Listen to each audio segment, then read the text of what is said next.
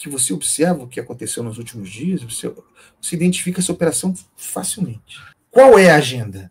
A agenda que prospera com o fim do motim e que une o Congresso. Olha isso. Blindagem de políticos contra investigações e denúncias criminais. É uma antiga bandeira de Arthur Lira. Ele tentou fazer isso prosperar. Tentou fazer prosperar quando era presidente, não conseguiu. Uma agenda que blinda, que protege, que isola políticos contra investigações e denúncias criminais. Não terá sido à toa a liderança de Arthur Lira nesse processo. E aí, claro, os partidos do chamado Centrão e as lideranças bolsonaristas, nisso aí, fecham acordo. Acordo de que Hugo Mota não participou. Voltaria a isso adiante. O que foi pactuado? Isso está dito, isso não é nenhum segredo. Proibição de investigações contra deputados e senadores enquanto não houver aval do Congresso. Eles usam como argumento a reconstituição de uma proteção que havia desde a primeira Constituição e que foi removida, se não me engano, em 2001. Os parlamentares, para serem investigados, deputados e senadores, para serem investigados, só poderão se houver chancela, aval do parlamento. O parlamento precisa votar, não é a mesa diretora quem decide. O parlamento precisa votar autorização para que um deputado ou senador, nesse caso isso prospere, precisaria votar para que um deputado ou senador possa ser investigado. Esse é um projeto. Isso é bandeira de Arthur Lira, antiga, e que encaixou agora na brecha. Quando o bicho pegou, e diante da fraqueza de Hugo Mota, aí a gente chega a Hugo Mota. Hugo Mota fraco, sem poder, à margem das negociações, o pessoal bateu na porta de Arthur Lira. E ele negociou acordo. Sem a participação do presidente da Câmara. Na hora da negociação do acordo para a devolução do controle da mesa diretora para Hugo Mota, encaixou essa agenda. Agenda corporativista, que une.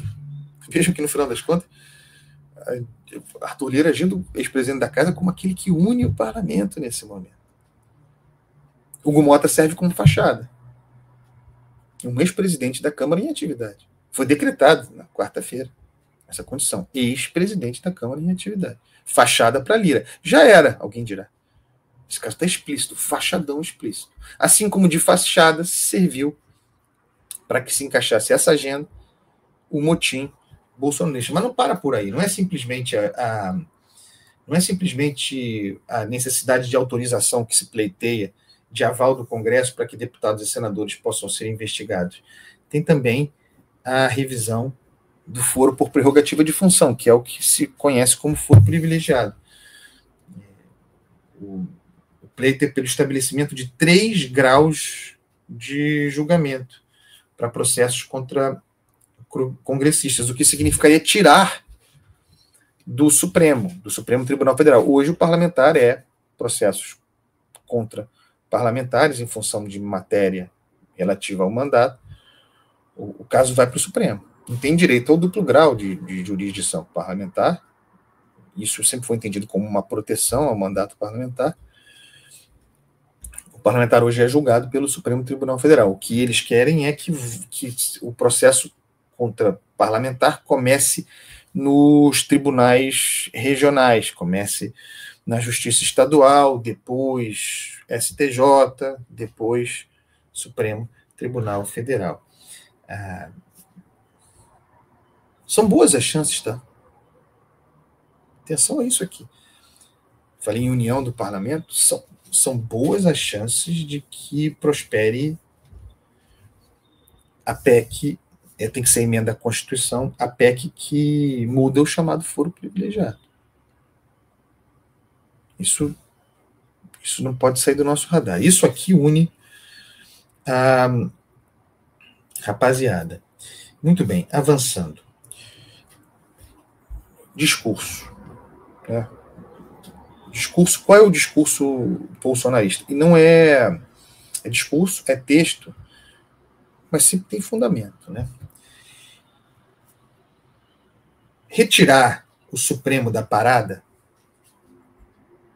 essa mudança, esse pacote de blindagem, no caso do foro por prerrogativa de função, tirando o Supremo da frente, o parlamentar não tendo como foro o Alexandre de Moraes ou o Flávio Dino, sejamos bastante francos, retirar o Supremo da parada seria uma forma de proteção para o parlamentar. Esse é ao mesmo tempo verdade,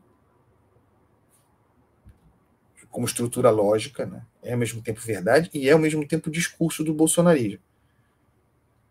As duas coisas ao mesmo tempo. Eu falo em discurso porque vocês subiram, pararam é uma defesa do bolsonarismo, né? Não apenas contra Alexandre de Moraes, mas também contra as críticas. A Constituição é essa do discurso. Vocês pararam o parlamento, obstruíram fisicamente o troço, sequestraram, se amotinaram, e aí saem de lá com um acordo que não tem a anistia, que era um objeto, em primeiro lugar. Vocês saem de lá com um acordo corporativista para rever foro privilegiado, e os caras vão dizer, pois é, mas vejam que ao mesmo tempo é verdade e é discurso. Faz sentido e é discurso. Não, a gente está fazendo isso estrategicamente, porque entendemos que a proteção ao parlamento, tirar o Supremo da condição de nosso foro, encoraja o parlamentar a votar bandeiras hostis ao Supremo Tribunal Federal. Encoraja o parlamentar a votar a anistia a Bolsonaro. Encoraja o parlamentar até a votar o impeachment, pela abertura do processo de impeachment contra Alexandre de Moraes.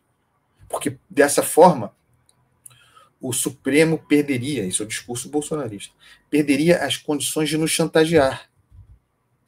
Porque, segundo os bolsonaristas, é o que acontece. Os parlamentares sempre lembrados de que o locus para julgamento deles é o Supremo. Então, cuidado, tá indo aí, esse assunto não é complicado. Lembra que quem decide o futuro criminal de vocês somos nós.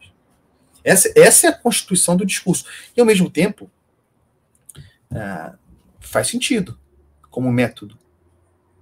Eu não sei se o acordo é esse, porque há muita desinformação sobre o que terá sido acordado. Eu sei que a coisa se costura assim. A coisa avança assim. Acrescenta aqui uma outra questão. Não é só proteção contra Alexandre de Moraes que essa rapaziada procura. Porque a proteção contra Alexandre de Moraes, por meio do fim do foro privilegiado, da exigência de aval do parlamento para investigação contra parlamentar, isso aí mobiliza o parlamento, mas talvez não mobilize tanto. Mobiliza mais o parlamentar bolsonarista, certo? Mas quando a gente inclui, por exemplo, Flávio Dino nessa equação, Flávio Dino é um relator, isso talvez, esse é um elemento, Flávio Dino, a defesa contra Flávio Dino, relator das ações sobre emendas parlamentares, a defesa contra Flávio Dino, contra o Supremo Flávio Dino, isso é importante, une mais os parlamentares, para além da base da direita, do que a proteção contra Alexandre de Moraes.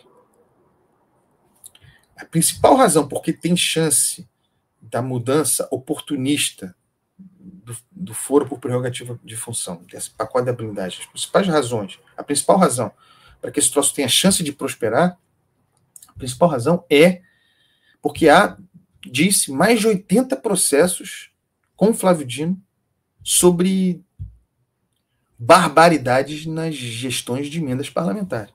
Emendas do relator, depois emendas de comissão. Aqui esse programa é pioneiro, fico à vontade disso, em apontar as emendas parlamentares, inclusive, como mecanismos de constituição, você sabe disso, de um fundo eleitoral paralelo. E há muitas investigações a esse respeito. A gestão corrupta, sem fiscalização, de fundos orçamentários, via emendas parlamentares, para financiar eleições, candidatos. Brasil adentro, Brasil afora. Essa blindagem interessa ao parlamento. Essa é uma blindagem que interessa especialmente a Arthur Lira. Volta Arthur Lira à questão, não à toa liderando o processo de negociação e encaixando essa agenda.